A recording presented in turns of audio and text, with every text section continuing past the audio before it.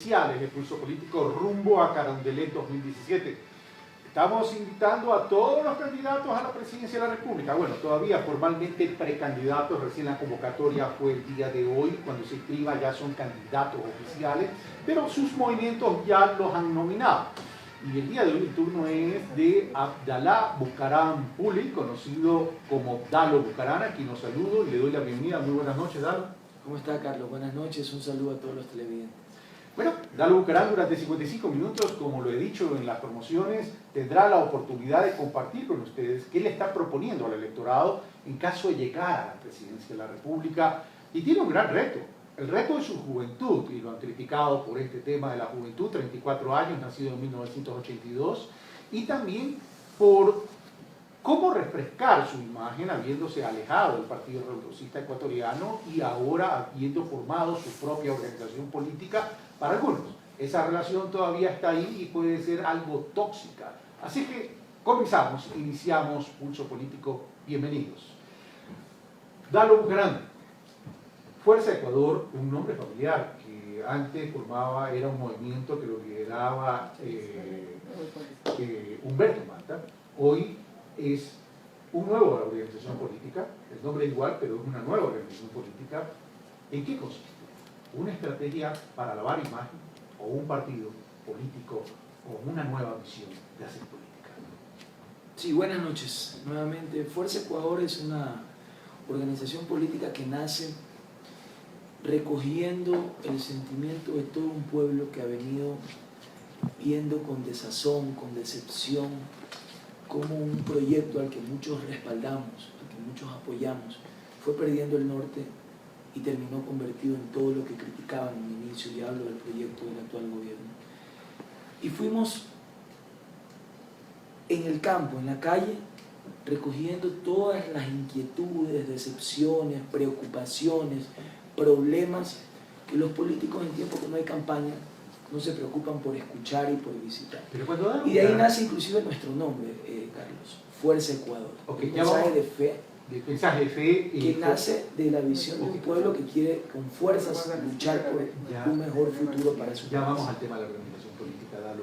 Pero vamos a lo siguiente, dice que apoyamos al actual régimen. Sí. En los primeros años, creo que si no me equivoco, en el primer periodo gubernamental, es decir, durante los primeros 4 años de este gobierno. Pero ¿se rompe debido a qué? ¿Se rompe debido a esa decepción que dice Dalo Bucaram, o se rompe cuando realmente el gobierno dijo no apoyamos el retorno a Dalo Bucaram? Bueno, a ver, había un acuerdo político que iba desde lo legislativo hasta acabar con la persecución política de Dalo Bucaram. Fue un acuerdo que no fue debajo de la mesa, ni mucho menos, sino en un reconocimiento del actual mandatario de la persecución que se le ha dado en contra de Dalo Bucaram. Pero lo principal era que el candidato a la presidencia en el año 2006, Rafael Correa, era un hombre que hacía y decía lo correcto. Y por eso había que respaldarlo. Impulsaba un cambio, un proceso político que el Ecuador venía anhelando, de que exista una verdadera equidad, de que se acabe con esa pequeña oligarquía que gobernaba el Ecuador, de salir del país del feriado bancario, de los golpes de Estado, e ir a un país con una institucionalidad más fuerte, con una democracia más sólida, donde los poderes sean bien distribuidos, sean independientes. Y muchos nos motivamos por ese sueño, por ese mensaje que estaba representado por el actual candidato Correa. Lamentablemente, ya en el ejercicio del poder, el presidente Correa comienza a tener un comportamiento muy similar al que tuvo en su momento el antiguo dueño del país, el señor Febres Cordero, cuando se sintió dueño del poder. Y ahí comenzamos a tener ciertos choques por proyectos de ley que él pretendía impulsar, y nosotros considerábamos que no eran los más justos y los más democráticos, y creo que el tiempo nos ha dado la razón. ¿Qué tan diferente es este partido del PRE? ¿Y qué tan diferente es Dalo Bucaram a su padre? Bueno, quizás no haya nada diferente y quizás seamos totalmente diferentes. Compartimos una visión de lucha que sobrepasa los nombres y los hombres, que tiene 60 años, que pertenece a los sectores más humildes del Ecuador, que han venido constantemente apostando, votando por gobiernos que levanten la esperanza de realmente acabar con esta zanja de división social que existe en nuestro país, de un grupo muy rico y de un sector mayoritario muy pobre que vive ilusionado por estos constantes cambios que nos ilusionan. Pero tuvo la oportunidad de hacer eso, pero en no 5 meses. Pero no la aprovechó. Fueron 5 meses de gobierno. Yo no puedo responder tampoco por el gobierno del PRE, porque era un joven de 14 años, ni siquiera pisé el Palacio de Carondelet. Cuando mi padre fue presidente, el Palacio lo conocí con Rafael Correa, cuando llegamos al acuerdo político. Sin embargo, Dalo Bucaram fue... Me parece injusto, no estoy de acuerdo con la actitud de mi padre, pudo haber corregido. Me parece injusto criticar para bien o para mal un gobierno que duró 5 meses.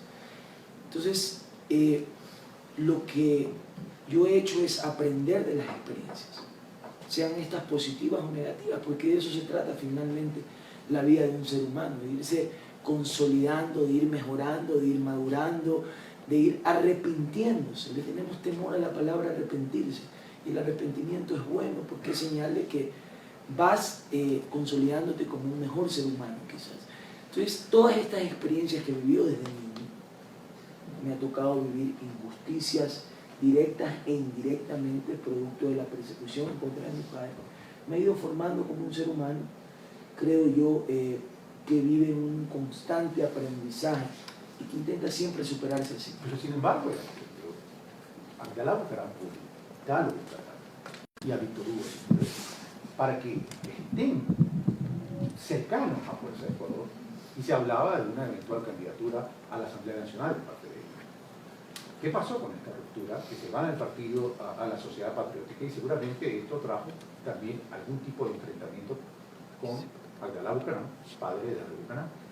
A ver, mi relación con mi padre a nivel familiar es intacta.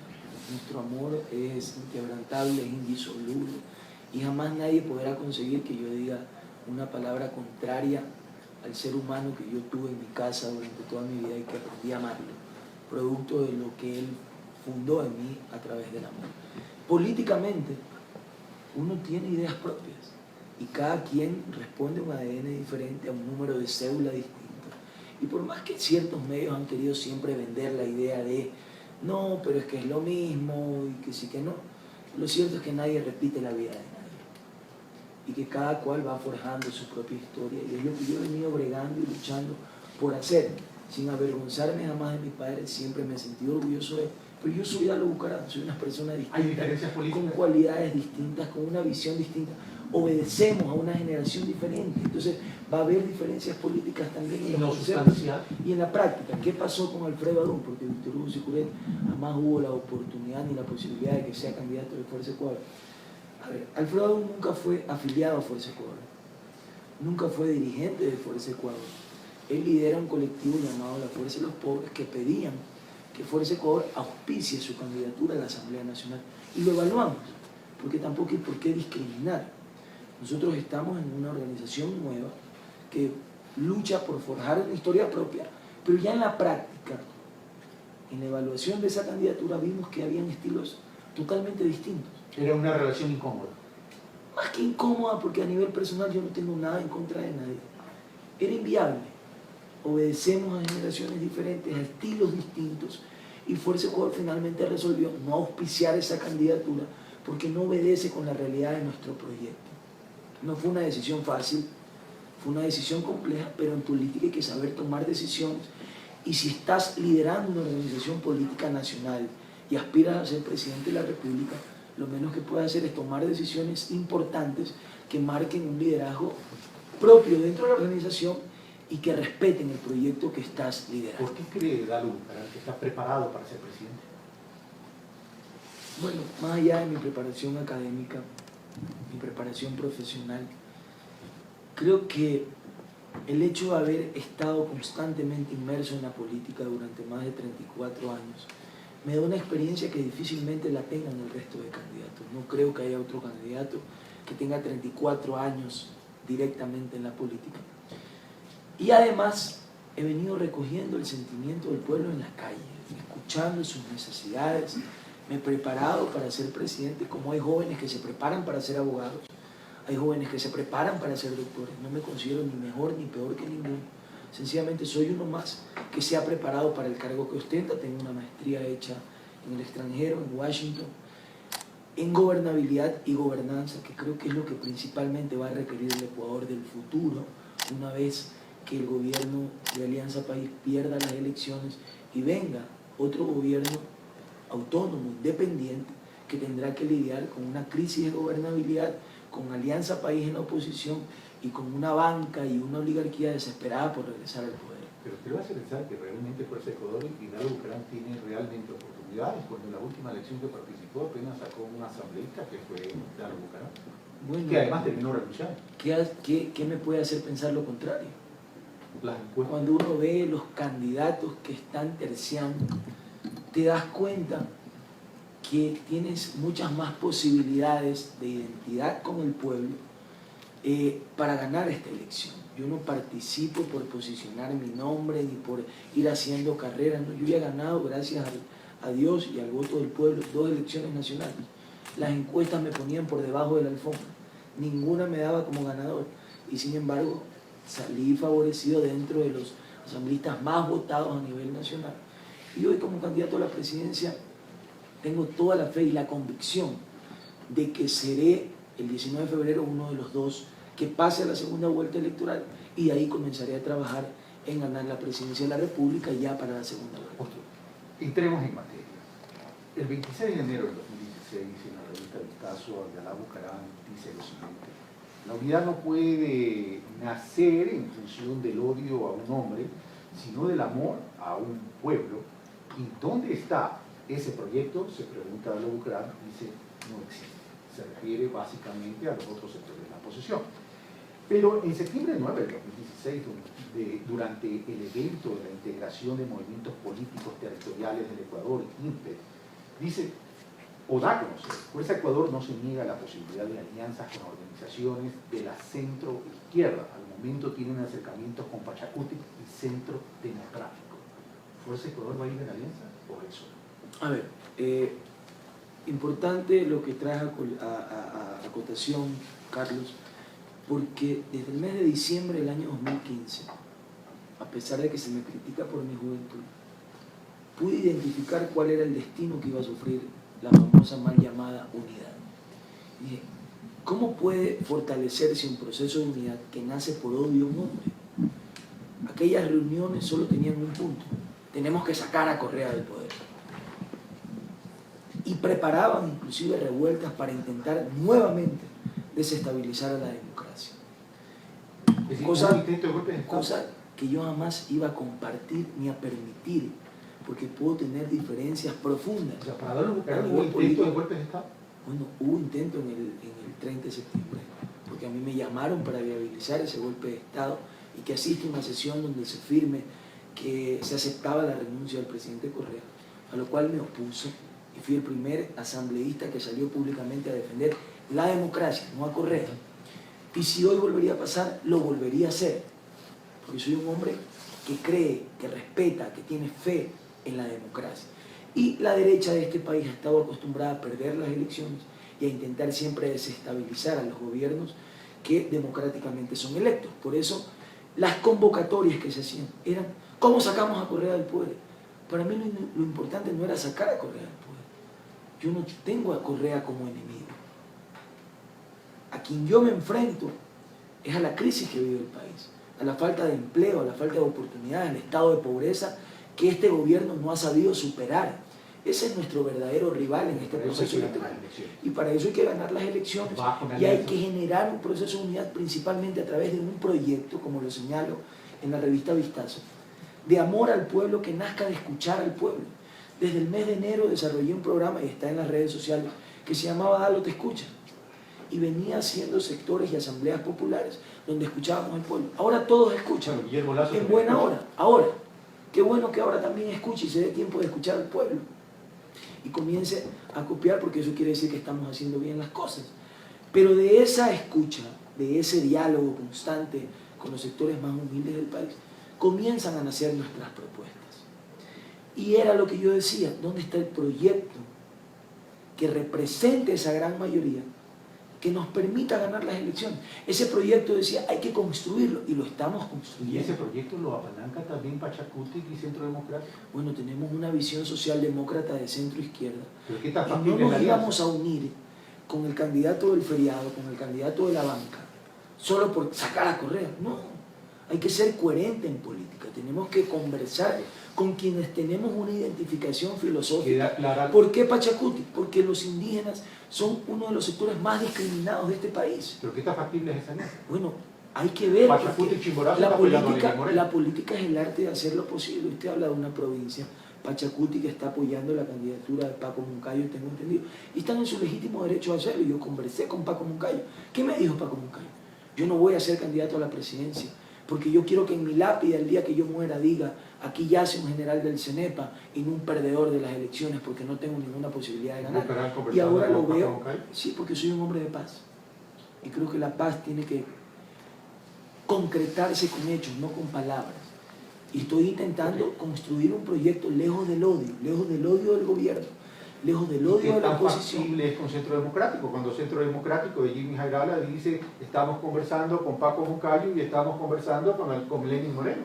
A ver, pero es que conversar no implica necesariamente una alianza electoral.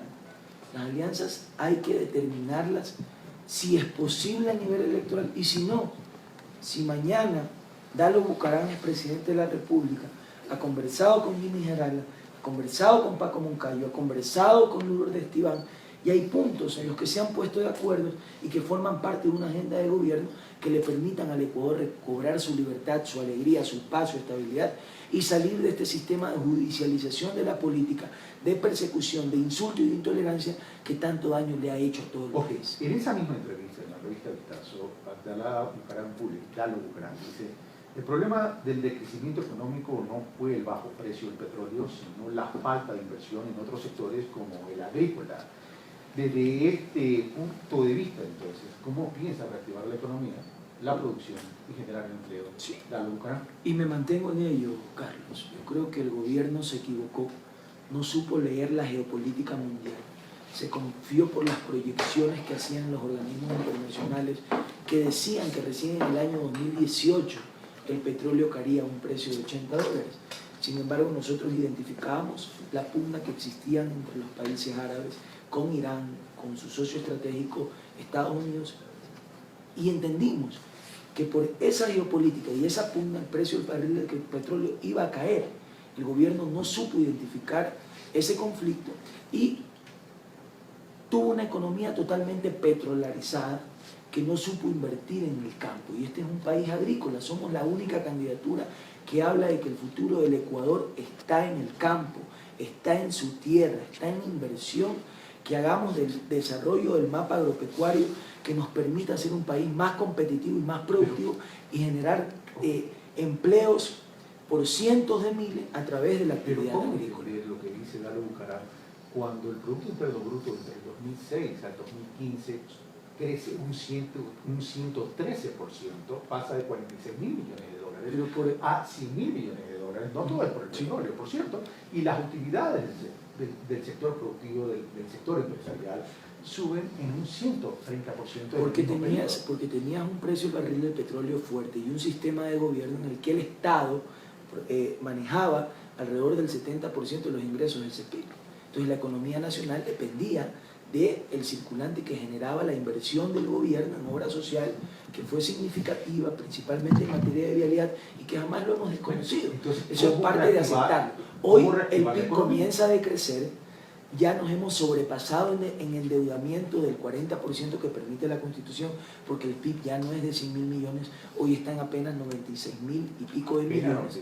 Bueno, pero es que lamentablemente tenemos una deuda de 39.000 millones, que es la que el Estado reconoce, que si se suma a lo que se le debe al sector social de la salud y si se suma todas las acciones crediticias con China principalmente, estamos realmente en una posición preocupante. Yo no he dicho que no hay futuro, yo no he dicho que el panorama es adverso, yo no tengo un mensaje pesimista, pero sí creo que el gobierno se equivoca en materia fiscal, en materia tributaria. Ya vamos a hablar no se puede suplir, y ahí es lo que propone Dalo Bucaram, no se puede suplir el decrecimiento del precio del barril del petróleo con un modelo fiscalista tributario que busque suplirlo con impuestos metiéndole la mano al bolsillo. ¿Cómo va Por eso se ahonda la crisis. ¿Cómo va Dalo Bucaram a invertir en los otros sectores? Porque dice no se invirtió en otros sectores y pone como ejemplo específico el sector agrícola. Yo prefiero llamarlo el sector agropecuario. ¿De dónde van a venir los recursos? ¿De dónde? No, el agropecuario va más allá de lo agrícola. Pero ¿de dónde van a venir los recursos para invertir en esos otros sectores? Bueno, vía endeudamiento, vía inversión. Tiene usted primero que ir a un modelo de recaudación distinto al actual. Tiene que incentivar a la empresa privada a través de beneficios tributarios, reduciendo impuestos, porque estamos en crisis. Por fin el presidente acepta que estamos en crisis. Él culpa a los factores externos, al terremoto, al precio del barril del petróleo. Nosotros tenemos un criterio distinto. Pero su modelo económico para enfrentar la crisis es equívoco, a tal punto que le dijimos que era un error el incremento del IVA, que iba a afectar la recaudación fiscal, y de lo que va del año había una afectación de aproximadamente el 40%. Las ventas en el sector comercial han caído hasta en un 60%, producto del 45% de las salvaguardas, del incremento del IVA y de todos los impuestos que este gobierno ha aumentado, desconociendo lo que ordenan los libros de economía: a mayor recesión, a mayor crisis, disminución de impuestos para oxigenar el bolsillo del ciudadano. Y eso es lo que nosotros proponemos. Proponemos la eliminación del 45% de las salvaguardias, la eliminación del 5% del ISD, salida de divisas. Proponemos la eliminación del cobro anticipado del impuesto a la renta, que es un impuesto al patrimonio, porque nadie puede en las actuales condiciones saber cómo le va a ir a su negocio este año por la lamentable crisis que vive el país, y la reducción del IVA del 14 al 10%, para que en volumen se pueda reactivar la economía, pueda haber mayor circulante, porque cada punto de crecimiento del IVA, cada 2 puntos de crecimiento del IVA significan alrededor de 800 millones de dólares. Son 800 millones que el Estado deja de percibir, es verdad, pero son 800 millones que se quedan en el bolsillo del pueblo circulando en la economía nacional. Ahora, pero vamos a lo siguiente, eso es una propuesta muy similar a la de Guillermo Lasso, pero sin perjuicio que sea similar a la de Guillermo Lasso, vamos a lo siguiente. Plantea una reducción o una reforma tributaria en términos de discusión de la carga tributaria, pero ¿qué pasa con los impuestos progresivos? Porque en el Ecuador y en Latinoamérica hay una gran concentración de riqueza, y lo ideal sería redistribuir la riqueza para eliminar esa concentración, es construir modelos de equidad para generar oportunidades a los que menos tienen. ¿Y cómo lo hacen crisis? Vamos al siguiente. ¿Cuál va a ser la política de Dalo Bucaram en términos de impuestos progresivos? Más que la redistribución de la riqueza, lo que debe de existir en el Ecuador es la buena distribución de la riqueza. El Ecuador no está en un modelo equitativo. Todavía existen ciudades élites como Guayaquil y Quito. Parecería que el Ecuador fuera solo Guayaquil y Quito, y hay ciudades como Esmeraldas, donde tenemos una refinería que ha sido un puntal importante en época de bonanza petrolera, donde ni siquiera hay agua. Entonces, ¿de qué equidad estamos hablando? Y esa es la gran diferencia. Y esa es la gran diferencia. Ustedes tuvieron municipios en Esmeralda durante muchos años. No es verdad. ¿Desde hace cuánto el PRE? En el caso del PRE que usted me habla cuando dice de ustedes, porque Fuerza Ecuador no ha tenido ningún municipio en ninguna provincia. Pero ¿desde hace cuánto el PRE, hablando del PRE, no tuvo un municipio en Esmeralda? Desde la época del 90. El Esmeraldas ha venido siendo manejado por el MPD. Pero hablamos del modelo. Hablamos del modelo, no es que estamos culpando al gobierno o no culpando al gobierno. Por eso hablo de la buena distribución de la riqueza. El Ecuador tiene que ir más que a un modelo igualitario, un modelo equitativo, donde la distribución de la riqueza sea en función de las necesidades de cada provincia. Y ahí está el peligro de que el candidato de la banca llegue al poder. Porque el candidato de la banca no, lo hace en función del número de habitantes, no del número de necesidades. Veamos los presupuestos de cada provincia y entendamos que por más que Esmeraldas tenga menos habitantes que el Guayas, sus necesidades son mucho más grandes que las de Guayaquil. Eso es cuando hablo de función de un modelo equitativo, más que igualitario, porque lo igualitario es decir, esto tiene X número de habitantes, distribuyamos la riqueza en función de eso. ¿Cómo asumir entonces la responsabilidad con los gobiernos autónomos descentralizados cuando se acostumbraron a vivir del excedente del petróleo? Bueno, por eso es que hoy que estamos en crisis, todos tenemos que ajustarnos. Aquí no se trata solo del gobierno nacional, hay que hablar de reglas claras y de ir a un modelo justo y equitativo. Le decía, eso es lo peligroso de que el candidato de la banca regrese al poder como en la época del feriado bancario. Hoy hablan de decrecimientos de impuestos por copiar y por entrar en un baratillo de oferta. ¿Pero qué hicieron en plena época del feriado? ¿No propusieron subir el IVA al 15%? ¿No subieron las tasas de crédito en los bancos? ¿No negociaron los CDR mientras el pueblo se moría de hambre y sus bancos ganaban dinero? ¿Cuántos CDR negoció el candidato del feriado? Entonces, una cosa es lo que digas y otra cosa es lo que haces. Volvamos al tema original, ¿de dónde vamos a sacar los recursos para invertir en estos otros sectores no petroleros cuando, si revisamos las cifras, el Producto Interno Bruto sube, se incrementa en el 113%, a la Bucaramanga hoy comienza a decrecer. Claro, evidentemente en este último año ha decrecido, pero igual sigue siendo importante en relación al 2006, pero las utilidades crecieron un 130%. Claro, bueno, pero esa tasa pero es importante el Producto Interno Bruto en este momento. Obviamente que sí, obviamente que sí. Lamentablemente si no se acompaña con nuestra reserva, no tenemos una buena reserva. Ya vamos al tema de las reservas. Si vemos el incremento de las utilidades del sector empresarial, que han crecido 130%, y vemos por eso no se han quejado.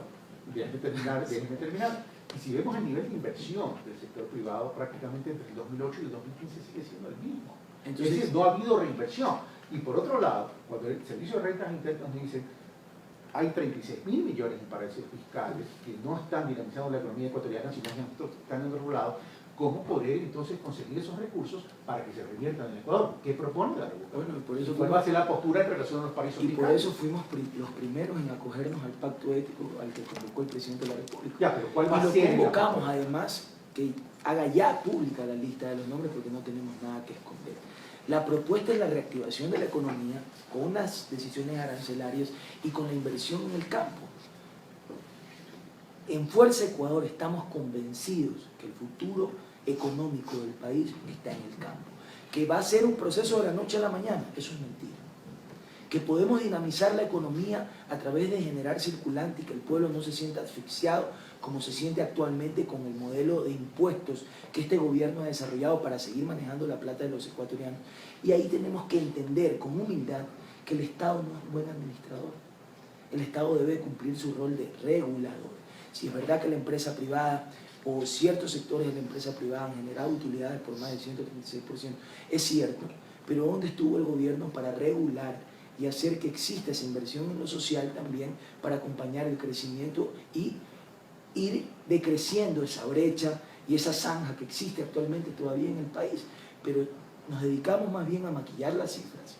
Decimos que hemos sacado 1,5 millones de ecuatorianos de la pobreza extrema, cuando la medición de pobreza extrema actualmente es percibir menos de $40 mensuales, o sea que todos los que perciben el bono de $50 ya no viven en pobreza extrema. Entonces el papel lo aguanta todo, pero lo real ya en administración es que al papel no se le enferma pues el hijo y no tiene que comprar las medicinas para la madre. Tenemos que entender esa práctica a la hora de administrar, y en lo que yo discrepo con el presidente de la República, que lo escuché hace pocos días en una entrevista, que dice: somos un país dolarizado y no necesitamos tener una reserva fuerte porque hay que invertir. Se puede invertir y se puede ahorrar, porque si no el mensaje que le estamos mandando a los hogares del Ecuador es que porque tenemos dólares no ahorren, y eso es una barbaridad. No me ha contestado la pregunta. Le he contestado la pregunta, le he hablado de la inversión en el campo, le he hablado hablado de enfrentar un problema como desempleo con la inversión agrícola. Tenemos que repatriar haciendo un estudio y una fiscalización de ver quiénes tienen su plata en paraísos fiscales, pero sus dineros ilícitos. Porque ¿cómo es posible que exista un ciudadano que quiera ser presidente de la República, pero no le apueste al país y no invierta su plata en el Ecuador? Yo en eso estoy totalmente de acuerdo. Pero si por eso fuimos los primeros en acuerdo. Pero no podemos obligar, no podemos obligar tampoco a que quienes tienen hoy sus dineros en paraísos fiscales ya los retornen mañana al Ecuador. ¿Por qué no lo ha hecho el gobierno? Yo no estoy diciendo eso. Yo no estoy diciendo que hay que obligar. Yo lo que estoy no, que me diciendo está diciendo que no le contesto la pregunta y se la estoy contestando. Pero ¿cuál es la propuesta para la repatriación? Tiene que ir a través de una reforma dentro de la Asamblea Nacional que no va a depender del Poder Ejecutivo. ¿Qué consiste en qué? Que consiste en que a través de las reformas de ley se exija ciertos parámetros para que los ecuatorianos no evadan o no saquen sus dineros, principalmente en materia de fiscalización, mal habidos, que es lo más condenable, y inviertan en el país para que sean socialmente solidarios con la crisis que está viviendo el Ecuador. Máximo, concentrémonos en el sector agropecuario, en el sector rural. La población del sector rural, y fundamentalmente el sector agrícola, está envejeciendo. Aproximadamente el 43%. Y ahí tenemos un problema serio. ¿Cómo corregir ese problema? ¿Y cómo hacer que mejoremos el tema de la productividad para que el sector agrícola retome esa importancia que tuvo en el pasado? Bueno, a ver, el gobierno ha destacado dentro de sus obras el tema de la inversión en la vialidad y en obras de infraestructura que están a la vista y paciencia de todos.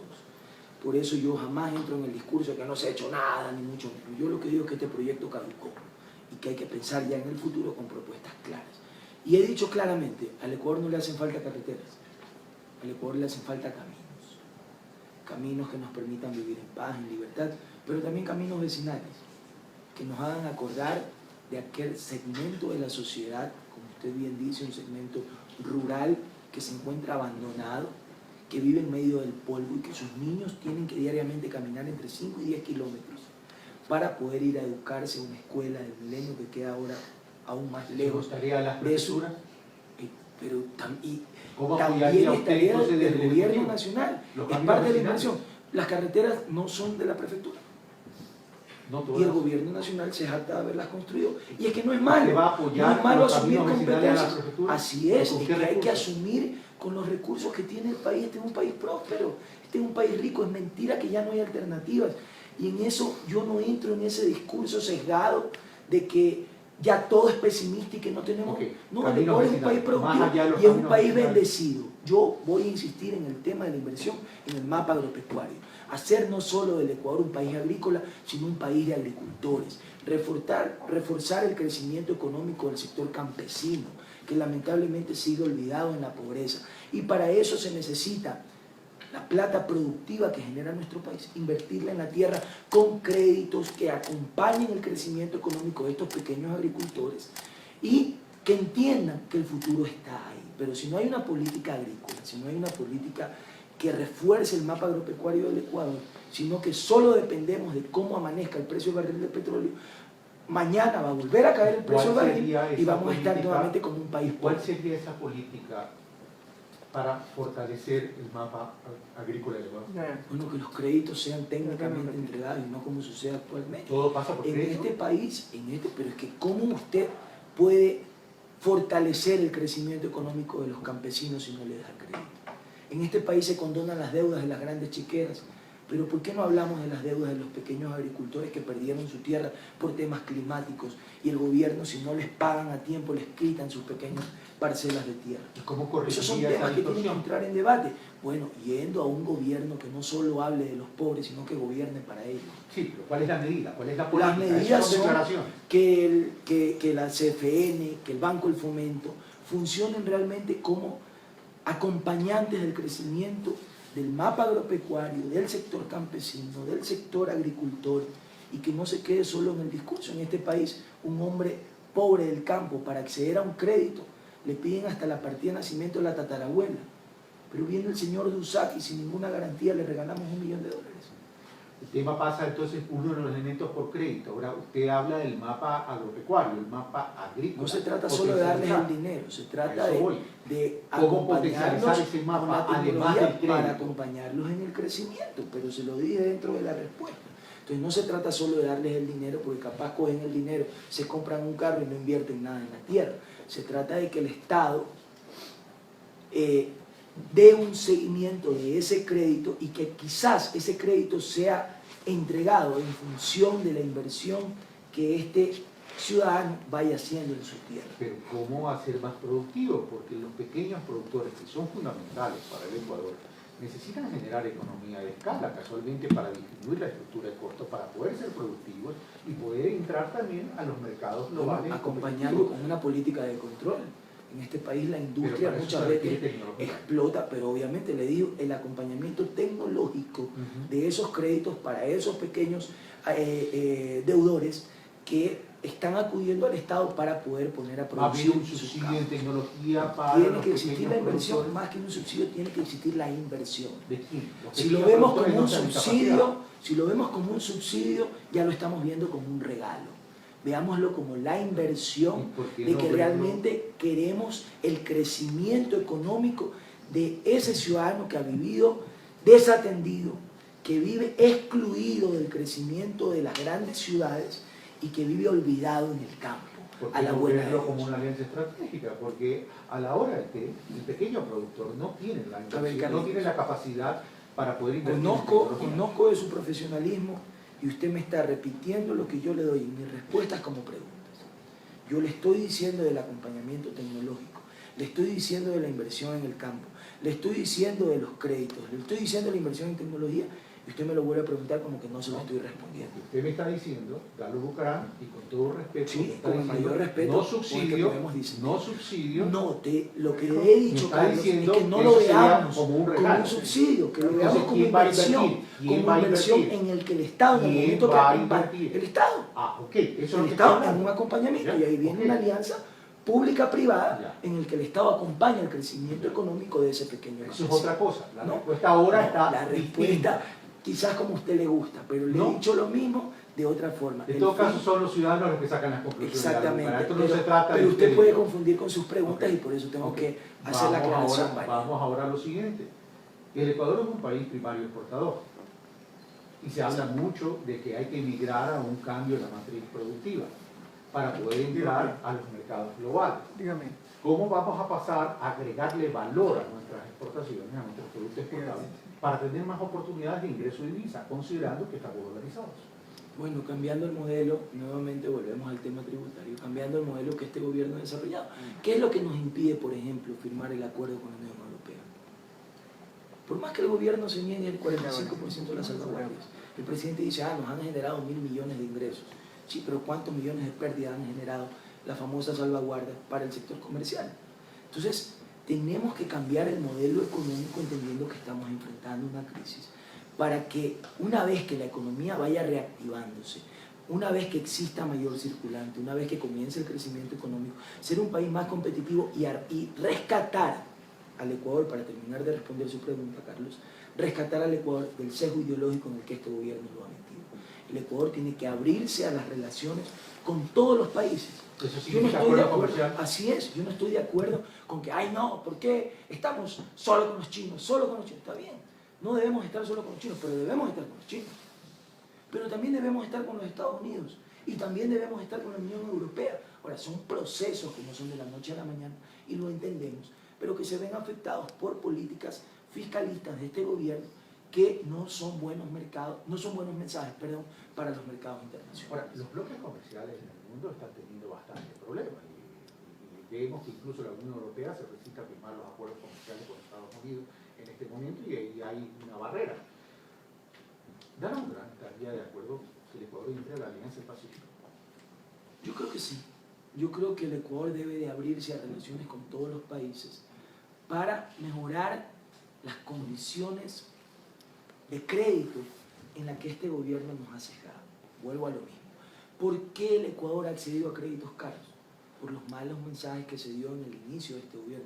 El Ecuador estuvo 7 años sancionado en los mercados internacionales por las declaraciones del presidente de decir que la deuda era ilegítima porque era una deuda, me parece que al 6% o al 7% que se había adquirido en el año 2002 o 2003. Finalmente fuimos sancionados y estuvimos 7 años excluidos de los mercados internacionales adquiriendo deuda cara. Mientras las tasas mundiales estaban entre el 2 y 3%, Ecuador llegaba a acuerdos comerciales entre el 7 y hasta el 11% cuando se trataba de papel. Entonces, eso nos ha venido afectando. Mire los últimos bonos que hemos negociado. El presidente dice que el mercado es muy competitivo. No es verdad. Lo cierto es que el Ecuador ocupa el segundo peor riesgo país de Latinoamérica, solo después de Venezuela, y el sexto peor a nivel mundial. Y eso es producto de las equivocaciones en el manejo económico de administrar por parte de este gobierno. Pero vamos a los acuerdos comerciales. Ya vamos a hablar de la deuda, de los acuerdos comerciales. Cuando me dice la Bucaram, yo creo que sí podríamos entrar lo hablo en condicional, por cierto, a la Alianza del Pacífico. La Alianza del Pacífico representa El 40% del Producto Interno, 42% del Producto Interno Bruto de la región de Latinoamérica, me refiero, y el 52% de las transacciones comerciales internacionales. ¿Qué oportunidades ve a Dalao, Bucaram, Puli en la Alianza del Pacífico? ¿Consideran también que tenemos que proteger la dolarización?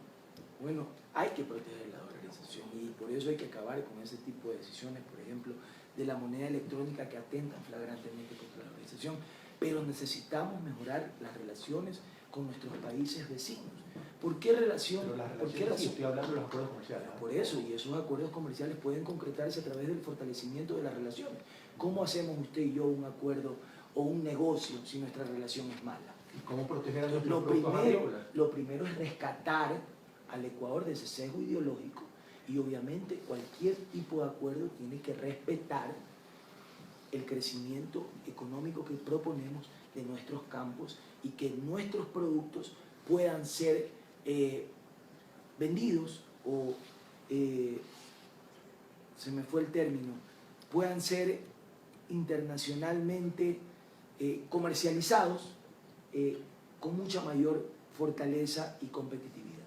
Eso actualmente no está sucediendo porque tenemos miles de hectáreas en nuestros campos abandonadas, improductivas, porque lamentablemente no ha habido la visión por parte de este régimen de invertir en el mapa agropecuario. Pero está consciente que un acuerdo como la Alianza Podría del Pacífico afectar, obviamente, podría afectar a nuestros productos al internos empleo. y por eso cualquier tipo de acuerdo tiene que primeramente respetar la inversión que vamos a hacer y el modelo de gobierno que queremos gestionar desde el campo.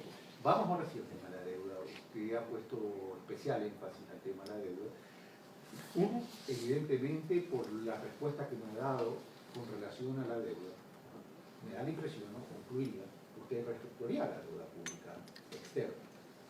Bueno, yo ya vi una aceptación del gobierno de que esta deuda puede ser renegociada. Sí, pero no estoy hablando del gobierno, estoy hablando de usted. Por eso. ¿Cómo la reestructuraría y con quién la reestructuraría? Pero que usted me lo pregunta como que fuera algo malo. Hay que reestructurar. No. Hay que renegociar. Yo también la reestructuraría, pero le estoy preguntando usted cómo lo haría. Malinterpreté el tono de su pregunta entonces, Carlos. Pero en todo caso... No, en lo más mínimo. Yo trato siempre de ser objetivo. Lo he visto usted quizás un poco defensor de su postura y realmente estamos en un medio público.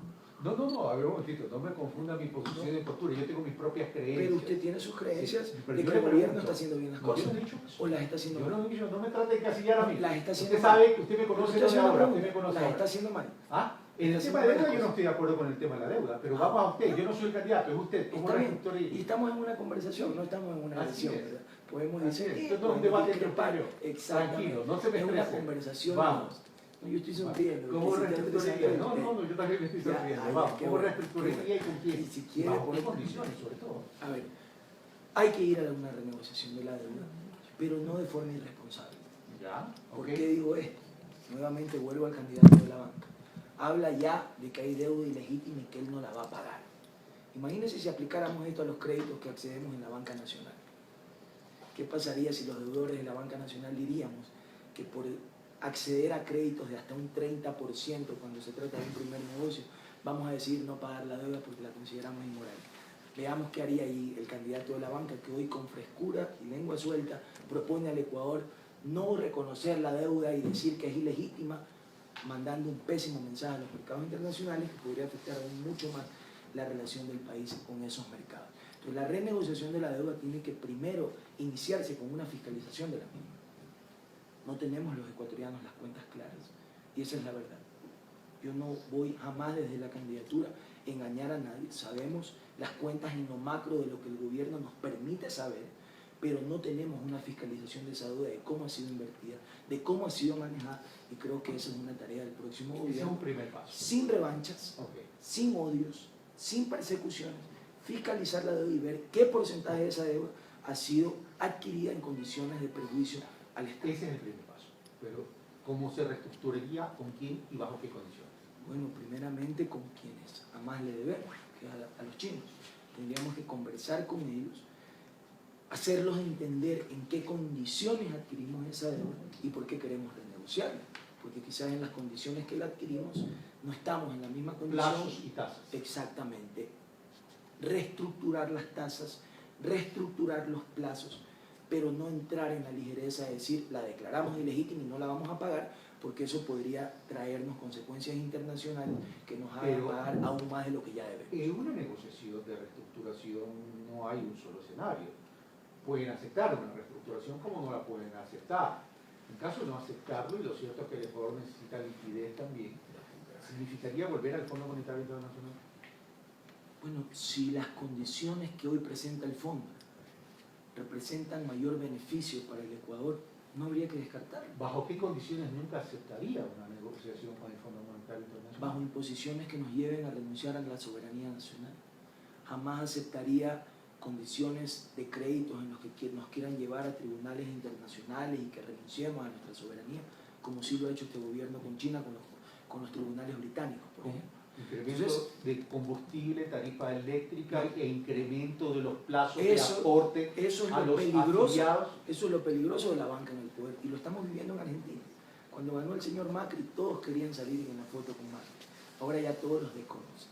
Eso es lo peligroso de entrar a un gobierno que considera que la principal fuente de bienestar del ser humano es el dinero y no su calidad de vida.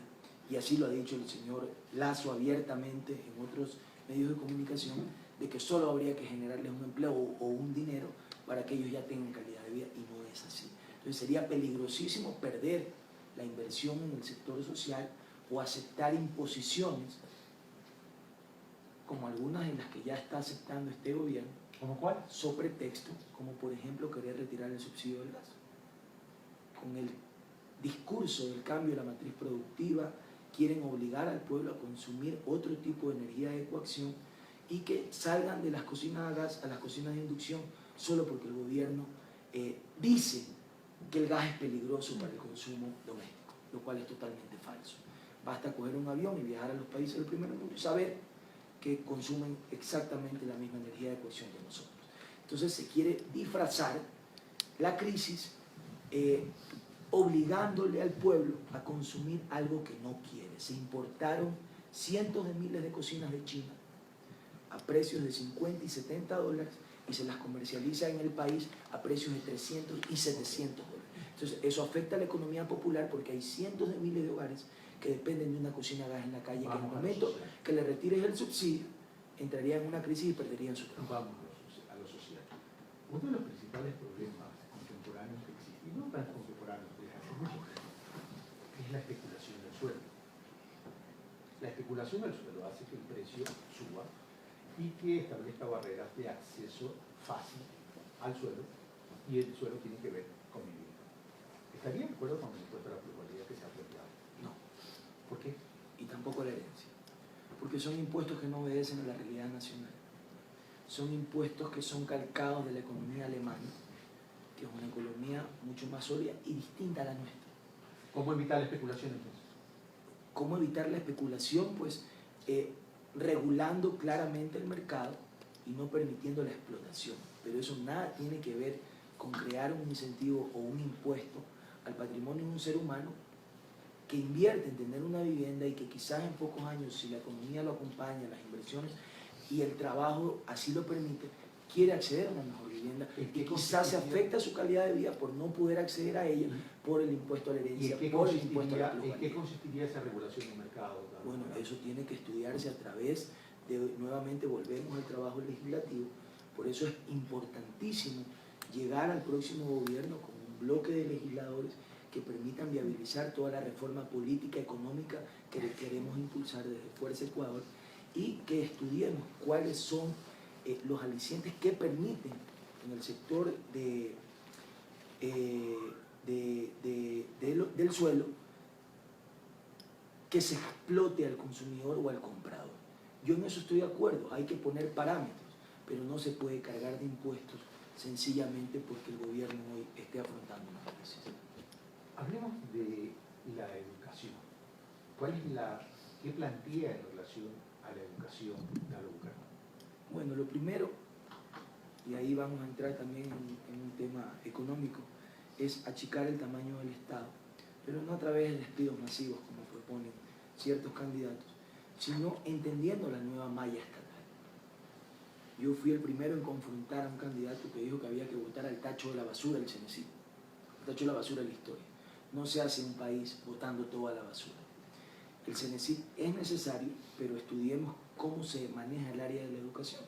Hay 4 entidades destinadas al mismo fin: Ministerio de Cultura, Ministerio de Educación, Ministerio del Talento Humano y el CENESID. Son 4 entidades haciendo lo mismo, una burocracia cuatriplicada. Entonces tenemos que ir a reorganizar aquello y que todos formen parte de un solo ministerio, manteniendo los programas sociales en materia de educación que han funcionado. El CENESID tiene a 14.000 jóvenes becados en el extranjero y eso es positivo.